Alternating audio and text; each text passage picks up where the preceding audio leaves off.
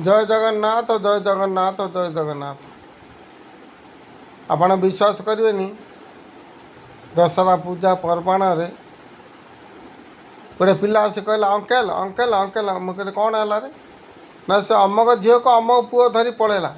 ଆରେ ପଳେଇଲା ତ ପଳେଇଲା, ଆଉ ତ ମୋତେ କ'ଣ କରିବୁ? ତା ବାପା ମାଆ କ'ଣ କରୁଛନ୍ତି? ତା ବାପା ମାଆ କ'ଣ କରୁଛି? ଆ ବାପା ମାଆ କ'ଣ କରୁଛନ୍ତି? ମୋତେ କାହିଁ ପଚାରୁଛୁ କ'ଣ ହେଲା ବୋଲି?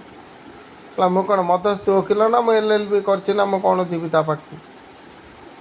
ନା କ'ଣ ଅସୁବିଧା ହେବ? ଅସୁବିଧା ହେଲେ ତା ବାପା ମାଆ ବୁଝିବେ, ତା ବାପା ମାଆ ବୁଝିବେ, ଆ ବାପା ବୁଝିବ ନା? କହିଲା ପରିସ୍ଥିତି ଯୁଗର ଠିକ୍ ନାହିଁ। ଓ ଠିକ୍ ନଥିଲେ ଆମେ କ'ଣ CBI ନା ଏଜେଣ୍ଟ ନା କ'ଣରେ? ଆମକୁ ମୋତେ କ'ଣ ପାଇଁ ଆସି କହୁଛୁ ରେ? ସିଏ ସେଠୁ ପଳେଇଲା। ଗୋଟେ ଘଣ୍ଟାଟି ପରେ ଶୁଣିଲା ପରେ ତା ବାପା ଆସି ଦୌଡ଼ିକି ଆସି କହିଲା ଆଜ୍ଞା ଏମିତି ଏମିତି ହେଇଛି, ମୋ ଝିଅକୁ ଧରି ପଳେଇଲା। ମୁଁ କହିଲି ଥାନା ଅଛି, କେସ୍ ଅଛି, ଭଲ ଅଛି, ମନ୍ଦ ଅଛି, ସେଇଟା ଯାଇ କହ, ତାପରେ ଦେଖିବା କ'ଣ ହେଉଛି। ପୁରା 15 ମିନିଟ୍ ଯାଇନି ଝିଅ ପୁଅ ଆସି ରେଡ଼ି ଆସିକି ପୁଅ ଘରେ। ଆଉ ହେଲେ ଆପଣ ସେଇଠି କ'ଣ କରିବେ?